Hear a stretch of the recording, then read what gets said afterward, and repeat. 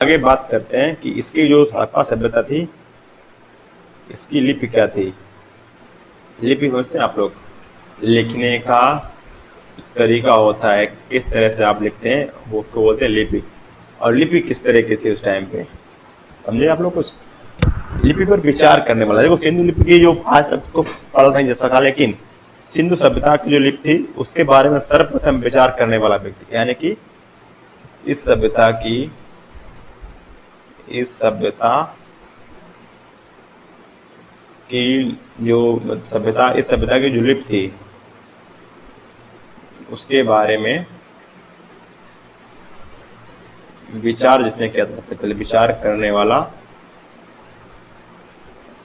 पहला व्यक्ति कौन था, कुछ आइडिया है। वो था अलेक्जेंडर कनिंघम। नाम बताया था मैंने आपको थोड़ी देर पहले, अलेक्जेंडर कनिंघम ये था। इसके लिपि के बारे में जिसने सर्वप्रथम विचार किया था, ठीक है। और सिंधु लिपि को पढ़ने का सर्वप्रथम जो प्रयास किसने किया था, यानी कि याद रखेंगे, विचार उसने किया था और प्रयास ये दूसरे आदमी ने किया था। एक कौन था, L.A. बेंडल। नाम कुछ अलग उसका है, ये लोग याद रखिए। सिंधु सभ्यता की लिपि के बारे में उसने विचार करने वाला पहला व्यक्ति था अलेक्जेंडर कनिंघम, और वही था किसका, पुरातत्व विभाग का पहले जो जन्मदाता माना था किसको, अलेक्जेंडर कनिंघम को। प्रयास किया था वो किसने किया था, L.A. बेंडल।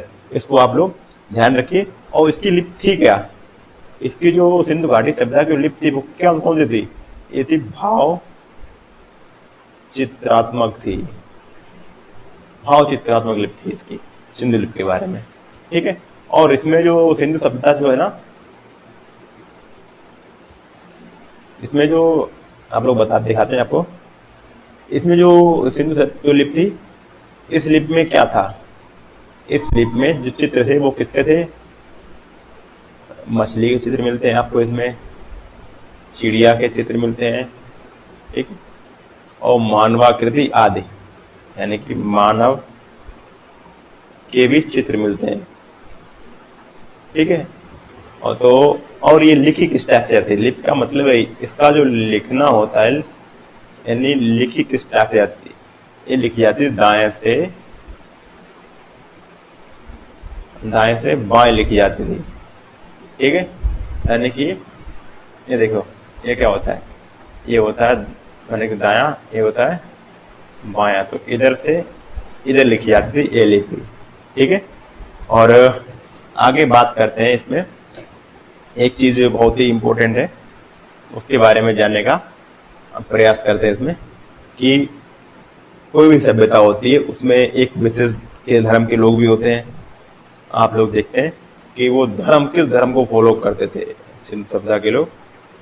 धर्म के बारे में थोड़ा जान लेते हैं कि सबसे पहले बात करते हैं इसमें कोई भी मंदिर, पूरी सभ्यता की जब खोज हो गई तो किसी भी मंदिर का साक्ष्य यहाँ से नहीं प्राप्त हुआ, ठीक है। और इससे सिर्फ एक साक्ष्य मिला है, वो क्या मिला है, जो साक्ष्य था वो मिला है, बताते हैं आपको, जो मोहनजोदड़ो, एक जो जगह बताई थी मैंने आपको, मोहनजोदड़ो से क्या मिला, एक मोहर मिली है, एक मोहर मिली, उस पर क्या है, स्वास्तिक का चिन्ह प्राप्त हुआ है। यानी स्वास्तिक का जो चिन्ह होता है, स्वास्तिक का चिन्ह जाते हैं हम लोग, इसको बोलते हैं, इस टाइप से कुछ होता है, इस टाइप का जो है स्वास्तिक का चिन्ह, इसमें उसके साक्ष्य, मतलब मोहर मिली उस पर साक्ष्य इसका था। और इसमें पूजा किसकी होती थी इस सभ्यता में, इसमें पूजा जो होती थी वो कौन था, वो था एक कुबड़ वाले सांड की होती थी पूजा, किसकी, वो भी कुबड़ वाले सांड की इसमें पूजा होती थी, ठीक है। और इसमें सभ्यता जो थे ये अपनी हड़प्पा सभ्यता, इसके अंतर्गत जो वृक्षों की जो पूजा होती है, वृक्ष पूजा, इसके भी साक्ष्य मिले कि वृक्ष पूजा शायद होती थी। उसमें भी वृक्ष जो पूजा किस पेड़ की होती थी, बबूल और पीपल, इनकी पूजा जो होती थी उसके साक्ष्य इसमें मिले हैं। और इसमें आप लोग बता सकते, देखो जहाँ भी धर्म होगा वहाँ भूत प्रेत तो होगा ही, आप लोग ध्यान लीजिए। जहाँ पे भगवान को नहीं मानते तो वहाँ भूत भी नहीं मानते, जहाँ पे भगवान होता है वहाँ भूत पक्का आपको देखने को मिलेगा। प्रेतवाद और जो बोलते हैं, क्या बोलते हैं, भक्ति और पुनर्जन्म, यानी कि पुनर्जन्मवाद के भी बीज मिलते हैं। इतिहासकारों का मानना है कि ये भी उस टाइम पे प्रचलित था, ऐसा कुछ उनको साक्ष्य मिले हैं। आगे बात करते हैं इसमें कि देखिए आगे बात करते हैं कि अंत्येष्टि, जानते हैं क्या होता है अंत्येष्टि? अंत्येष्टि के प्रकार, यानी कि मरने के बाद जो हमारा अंतिम दाह संस्कार होता है, यानी कि अंतिम संस्कार जो होता है उसके बारे में बोलते हैं अंत्येष्टि प्रकार। उसमें 3 प्रकार से ये लोग करते थे, यानी कि 3 प्रकार के मिले हैं साक्ष्य जो वो लोग करते थे। नंबर 1 पे आता है, नंबर एक पे आता है पूर्ण समाधिकरण। इससे क्या मतलब है, मैंने पूरा दफना दिया, इस तरह से आता है पूर्ण समाधिकरण। नंबर 2 आंशिक समाधिकरण, नाम से समझ सकते हैं आप लोग। और नंबर 3 पे आता है दाह संस्कार। ये भी इसमें जो अभी इस टाइम पे हिंदू धर्म में फेमस चल रहा है, फेमस क्या, जो इस टाइम पे जो होता है अंतिम संस्कार, उस टाइप में आता है कौन सा, दाह संस्कार। इस टाइप से 3 प्रकार के उस टाइम पे अंतिम संस्कार करने के प्रकार थे। और कहीं से इसमें जो बताया आपको हम, जैसे एक से लोथल मैंने आपको बताया कई बार, लोथल से क्या है कि युग्म समाधान का साक्ष्य भी मिला है। ठीक है, मतलब एक साथ 2 लोग को दफनाया गया, इस टाइप से भी इसमें साक्ष्य मिला है। और जो हमारे जो इतिहासकार हैं, यानी विज्ञान या विज्ञान नहीं कह सकते इसको, जो इतिहासकार क्या मानते हैं, यहाँ से सती प्रथा से इसको जोड़ते हैं कि उस टाइम पे सती प्रथा रही होगी। तो इतिहास है, इतिहास में तो कोई चीज प्रेडिक्टेबल नहीं होती है, फिर भी मान के चलते हैं साक्ष्यों के आधार पर कि शायद रही होगी। ठीक है, और एक जगह है जहाँ पे मालिक के साथ कुत्तों को दफनाया गया है। इसमें दिया गया है मनुष्य और कुत्ता एक साथ, इनकी जो हड्डियां मिली हैं एक साथ मिली हैं, यानी कि दोनों को एक साथ दफनाया गया है। कहाँ से मिली है? ये था रोपड़ एक स्थान है, वहां से मनुष्य और कुत्ते का भी साथ, मतलब कि इनको दफनाया गया, उसके भी साक्ष्य यहाँ से मिले हैं देखने को। तो अलग अलग टाइप से आप लोग देख सकते हैं किस तरह से इनकी मान्यताएं थी। और इसके 1-2 जो एडिशनल पॉइंट है हम जान लेते हैं। ठीक है, आगे बढ़ते हैं।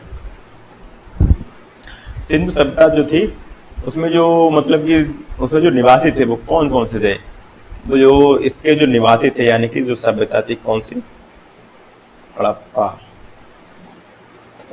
सभ्यता, जो निवासी थे यानी कि जो मूल निवासी इसको बोल सकते हैं, निवासी कौन थे वो उनको मान सकते हैं हम लोग द्रविड़ और भूमध्य सागरीय। द्रविड़ और भूमध्य सागरीय थे।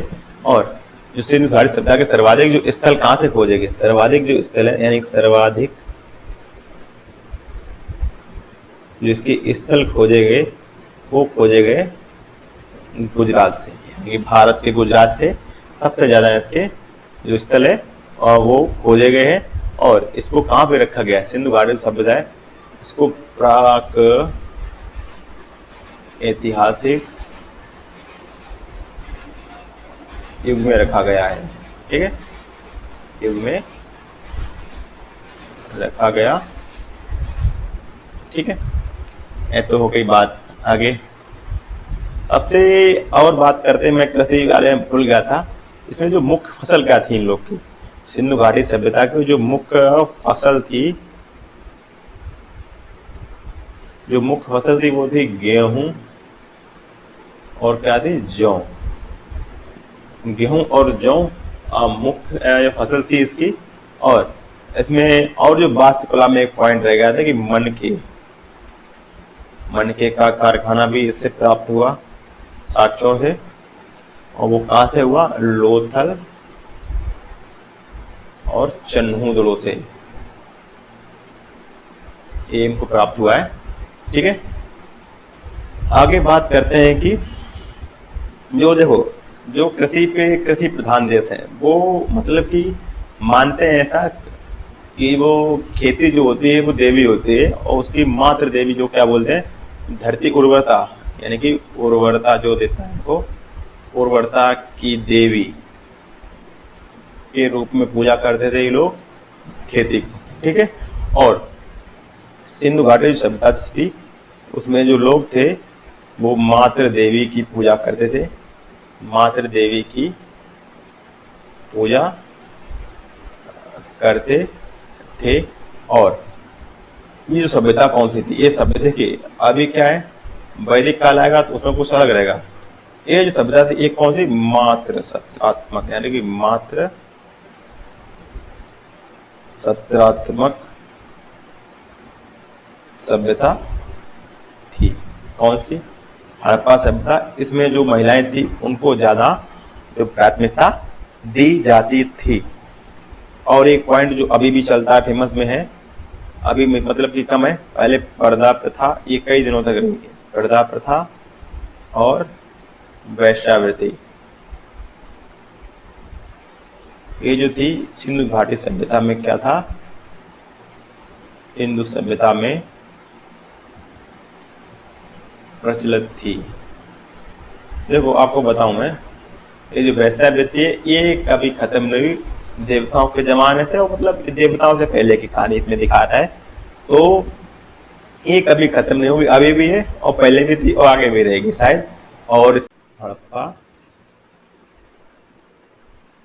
कालीन स्थल इनको पढ़ते हैं। ठीक है, उस टाइम पे जो हमने आगे पढ़े थे एक एक करके, उनको अभी थोड़ा डिटेल से पढ़ते हैं। ठीक, नंबर एक पे आता है, कलर चेंज करते हैं पेन का, कौन सा आता है, हड़प्पा ही लेते हैं पहले, हड़प्पा। ठीक, हड़प्पा शहर को लेते हैं और इसके बारे में पढ़ना शुरू करते हैं। ठीक है, हड़प्पा छात्र था, इसकी जो कौन सी नदी किनारे बसा था, यानी कि नदी कौन सी थी, मैंने आपको बताया था, ये नदी थी रावी, रावी नदी किनारे ये बसा हुआ था। इसकी खोज कब हुई थी, इसकी जो खोज हुई थी 1921, किसने की थी, दयाराम साहनी ने, दयाराम साहनी ने इसकी खोज की थी। और कब की थी, 1921 में। ठीक है, अब बात करते हैं, नटराज की आकृति वाली मूर्ति प्राप्त हुई थी। यहां से प्राप्त क्या क्या हुआ था, प्राप्त होने वाली जो वस्तुएं हैं वो कौन कौन सी प्राप्त हुई थी, यहां से वो देख लेते हैं। सबसे पहले बात करते हैं नटराज की आकृति वाली एक मूर्ति मिली थी यहां से। और शंख का बना हुआ बैल, यानी कि शंख का बना हुआ बैल भी यहां से मिला था। ठीक है, आगे एक मिला था यहां से मछुआरे का चित्र भी मिला था, मछुआरे का चित्र भी यहां से प्राप्त हुआ, मछुआरे का चित्र। ठीक है, मछुआरे का चित्र यहां से प्राप्त हुआ। और पैर में सांप दबाए गरुड़ का चित्र भी यहां से प्राप्त हुआ। ठीक है, और एक इम्पोर्टेंट जो आपने हर जगह में नहीं दिया गया, वो यहाँ पे आपको बताता हूँ मैं कि सिर के बल खड़ी नग्न स्त्री का चित्र भी यहाँ से मिला है। नग्न स्त्री का चित्र जिसके गर्भ से पौधा निकला दिखाई दे रहा है, मतलब कि गर्भ से पौधा निकला दिखाई दे रहा है। इस टाइप से ये एक चित्र प्राप्त वहां से हुआ है। ये तो हुई हड़प्पा की बात है। नेक्स्ट बात करते हैं इसमें नंबर 2, मोहनजोदारो, यानी कि मोहनजोदड़ो। राइटिंग इतना अच्छा उसमें बन नहीं रहा भी लिखने में। हाँ, उम्मीद करता हूँ धीरे धीरे अच्छी हो जाएगी। नेक्स्ट बात करते हैं मोहनजोदड़ो। ये देखो, इसकी जो नदी मैंने आपको कौन सी बताई थी इसमें, ये जो था सिंधु नदी के तट पे बसा हुआ था शहर, कौन सा, अपना मोहनजोदड़ो। ठीक है, इसकी जो खोज कब हुई थी, इसकी जो खोज हुई थी वो हुई थी 1922 में। किसने की थी? R.D. बनर्जी ने की थी, यानी राखालदास बनर्जी ने इसकी खोज की थी। ठीक है, यहाँ से क्या क्या प्राप्त हुआ? हाँ, मोहनजोदड़ो के इम्पोर्टेंट क्वेश्चन आते हैं, यानी कि मोहनजोदड़ो से एक बहुत ही मोस्ट इम्पोर्टेंट क्वेश्चन बनता है। मोहनजोदड़ो कहा जाता है मृतकों का टीला, मृतकों का टीला भी इसको कहा जाता है। किसको? मोहनजोदड़ो को। अब यहाँ से क्या क्या प्राप्त हुआ वो जान लेते हैं। प्राप्त होने वाली वस्तुएं और जो चित्र हमको प्राप्त हुए हैं वो क्या क्या थे। ठीक है, एक तो यहाँ से क्या मिली, कांसे की नर्तकी की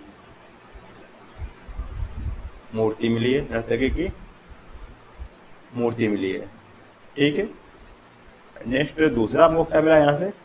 दूसरा जो मिला है यहाँ से, एक श्रृंगी जो पशु था उस टाइम पे, एक सिंगा जिसको बोलते थे, मोहर भी मिली है। यानी एक मिली है मोहर, मोहर मिली है जिसपे क्या है, एक सिंग, मतलब एक सिंग वाला जो पशु था उस टाइम पे प्रचलित था, उसका उस पर चित्र अंकित है। ठीक है, आगे बात करते हैं जो यहाँ पे भवन थे, जो भवन थे यहाँ के, जो मकान थे, यानी मकान बोल सकते हैं, मकान या जो भवन थे, पक्की ईंटों के बने हुए थे। पक्की ईंटों के साक्ष्य भी मिले हैं यहाँ से। कहाँ से?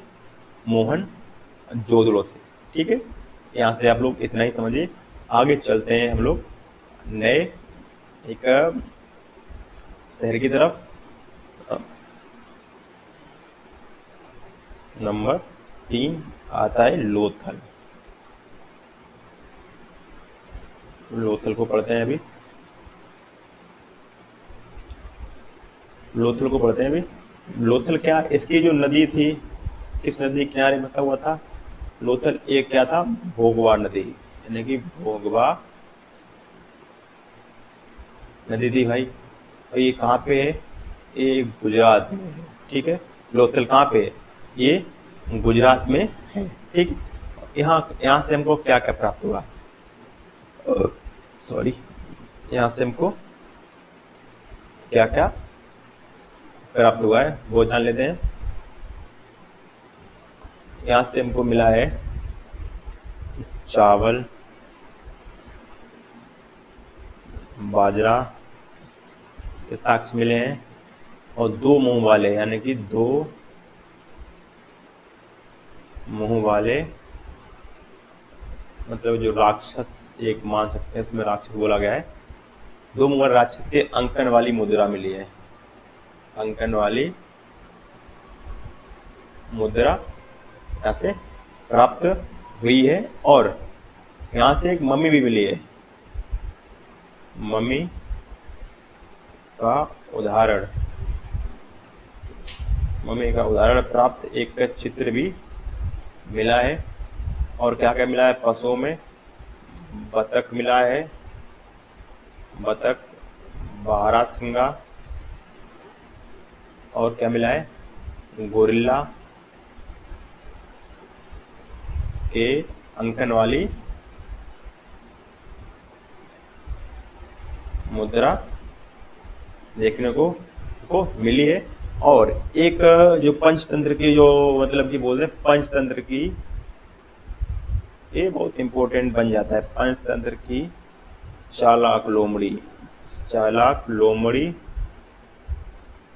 का अंकन प्राप्त हुआ है, इस टाइप से ये था हमारा लोथल। ठीक है, लोथल को हम लोगों ने पढ़ लिया। अब पढ़ेंगे आगे कालीबंगा। लोथल के बाद आता है नंबर 4 पे कालीबंगा। ठीक, कालीबंगा क्या था, इसका जो मैंने बताया था आपको नदी, कालीबंगा किस नदी किनारे था, वो था घग्गर नदी किनारे ये बसा था। और ये कहाँ पे कालीबंगा, ये लोग याद रखिए, ये जो है राजस्थान में स्थित है कालीबंगा। और इसका जो शाब्दिक अर्थ होता है कालीबंगा का, यानी कि शाब्दिक इसका अर्थ क्या है कालीबंगा का, वो क्या है, काली चूड़ियां, इसका शाब्दिक अर्थ है। और इसमें क्या क्या मिला है, यहाँ पे जो साक्ष्य मिले हैं, यानी कि जो साक्ष्य हमको प्राप्त हुए हैं वो क्या मिला है, एक तो सबसे पहले मिला है यहाँ पे जुते हुए खेत के साक्ष्य, यहाँ से मिले हैं। और क्या मिला है हमको, सरसों से, सरसों होता है रागी, सरसों के साक्ष्य यहाँ से मिले हैं। ठीक है, और एक आप लोग बता दूं मैं यहाँ पे, एक यहाँ पे एक खोपड़ी मिली थी, यहाँ से खोपड़ी की प्राप्ति हुई थी, जो कंकाल होता है खोपड़ी की प्राप्ति हुई थी,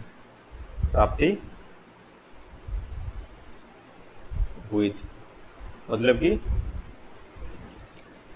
जिसमें पता चलता है कि शल्य क्रिया का उदाहरण, उससे समझ में आता है कि यहाँ पे शल्य क्रिया का जो उसमें उपयोग किया हुआ है, इस तरह से उस खोपड़ी का मतलब प्राप्त हुई थी उस हालत में। ठीक है, तो आगे बात करते हैं हम लोग, मतलब खोपड़ी जो थी उसमें क्या था, छेद वगैरह थे, जिससे समझ आता है कि उसमें शल्य क्रिया का उपयोग किया गया होगा। शल्य क्रिया उस टाइम पे थोड़ी बहुत विकसित होगी।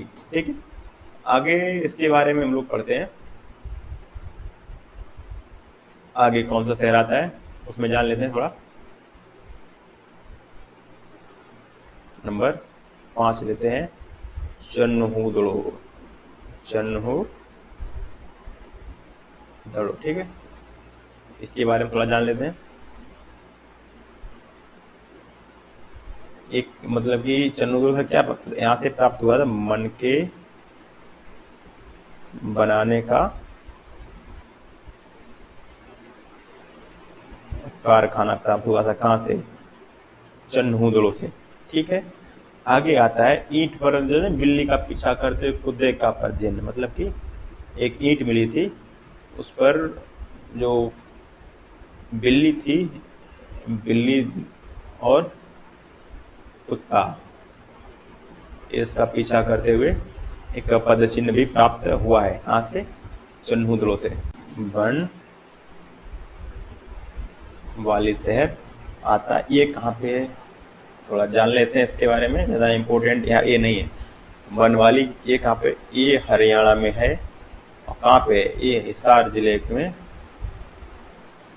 एक हिसार डिस्ट्रिक्ट में पड़ता है हरियाणा के। ठीक है, और यहाँ से क्या प्राप्त हुआ था, जो इम्पोर्टेंट बनता है, यहाँ से प्राप्त हुआ था, यहाँ से प्राप्त होता है जौ की प्राप्ति होती है, जौ की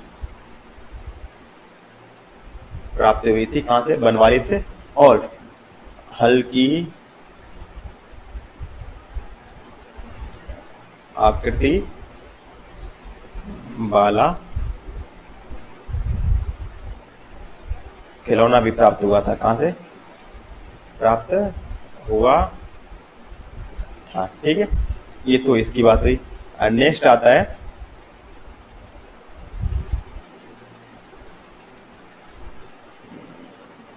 रोपड़।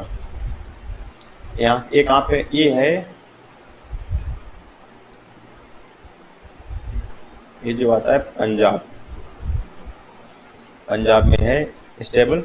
और नदी कौन सी है, सतलज, सतलज नदी किनारे स्थित है। और यहाँ पे जो क्या मिला था, यहाँ पे जो इम्पोर्टेड मिला था वो मिला था, मतलब कि जो मनुष्य था, मनुष्य के साथ कुत्ते को भी दफनाया गया था, कुत्ते को भी दफनाया गया था, दफनाया गया था। ठीक है, मनुष्य के साथ कुत्ते को भी इसमें दफनाया गया था। ठीक है, ये था रोपड़। ठीक है, आगे बात करते हैं जो नेक्स्ट है इम्पोर्टेंट,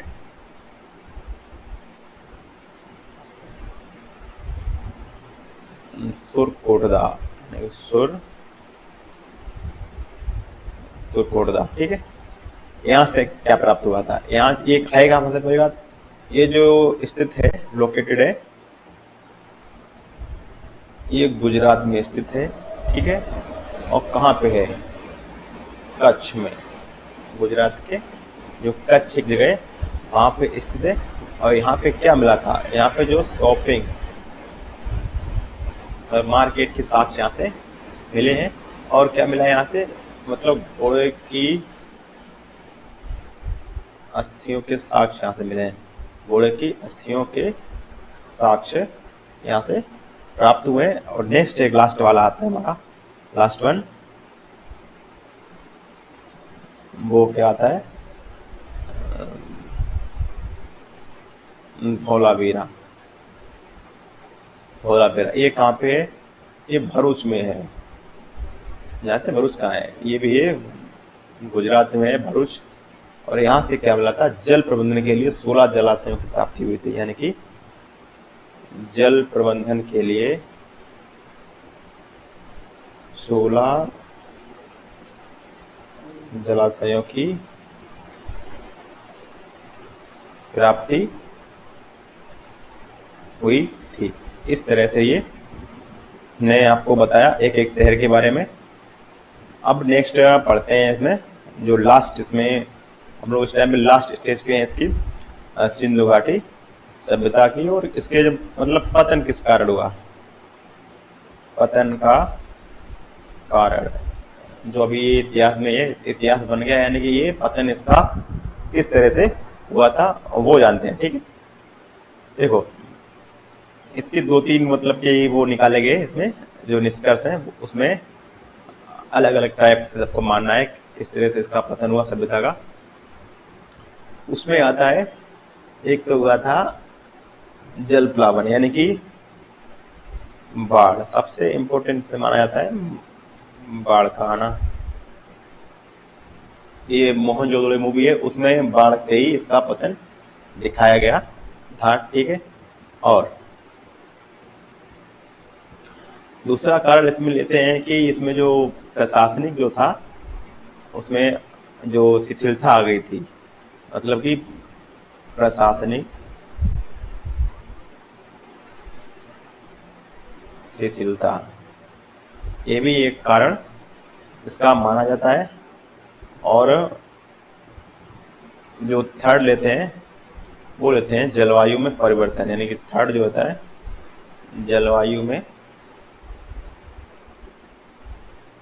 परिवर्तन, ये भी एक इसका कारण माना जाता है। ठीक है, अभी हम लोग लास्ट वन इसमें एक चीज देख लेते हैं कि सबसे बड़ा शहर कौन सा था सिंधु घाटी सभ्यता में, यानी सबसे बड़ा शहर, सबसे बड़ा जो शहर बोल सकते हैं या नगर बोल सकते हैं इसको। ठीक है, वो कौन सा था, वो था मोहन जोदड़ो। ठीक है, ये था। और भारत में सबसे बड़ा कौन था, भारत में सबसे बड़ा नगर इसका सिंधु घाटी सभ्यता का था, वो था धौलावीरा। समझ में आया कुछ, ये था हड़प्पा कालीन सबसे बड़ा शहर था धोलावीरा। तो ये था आपका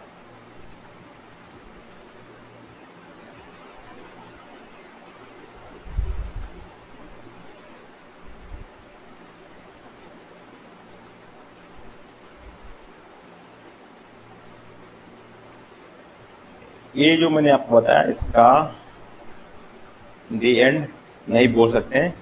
आपने इसमें जितना भी आपने अगर अच्छे से पढ़ा होगा, आपसे क्वेश्चन परीक्षा में नहीं छूटेगा। जो वनडे एग्जाम्स होते हैं ऑब्जेक्टिव टाइप के, आप आसानी से इसको कर सकते हैं। अगर आप इसको पूरा दोबारा से देखेंगे और नहीं समझ आया तो बार बार इसको देखिए, और आपका परीक्षा में क्वेश्चन सिंधु घाटी सभ्यता से आएगा, तो आपसे बिल्कुल भी नहीं छूटेगा। और एक इसमें एक पॉइंट और छूट गया, बता दूं, ये जो सभ्यता थी, इसको एक नाम और देते हैं, इसको त्रिकोणीय सभ्यता भी कहते हैं। त्रिकोणीय सभ्यता भी कहते हैं, ठीक है, सभ्यता भी कहते हैं। ये लोग आप लोग ध्यान रखिए, और यहाँ से जितने भी क्वेश्चन बनते हैं आपको परीक्षा में अच्छे कीजिए। और फिर भी कोई अगर पॉइंट इसमें रह गया हो तो आप लोग कमेंट कीजिए। मैं नेक्स्ट पार्ट लेके इसमें सारे जो उसके जो है ऑब्जेक्टिव क्वेश्चन कराऊंगा, ऑब्जेक्टिव क्वेश्चन करा के, और आपके जो भी पॉइंट रहेंगे उसमें मैं समझा दूंगा। और अब मिलते हैं किसी नेक्स्ट वीडियो में। तब तक के लिए आप लोग वीडियो अच्छी लगी उसको लाइक करें और शेयर भी करें अपने दोस्तों के साथ, और मेरा हौसला बढ़ाने के लिए आप चैनल को सब्सक्राइब भी कर सकते हैं, जिससे मैं वीडियो आगे लाता रहूं। और थैंक्स फॉर वॉचिंग। मिलते हैं किसी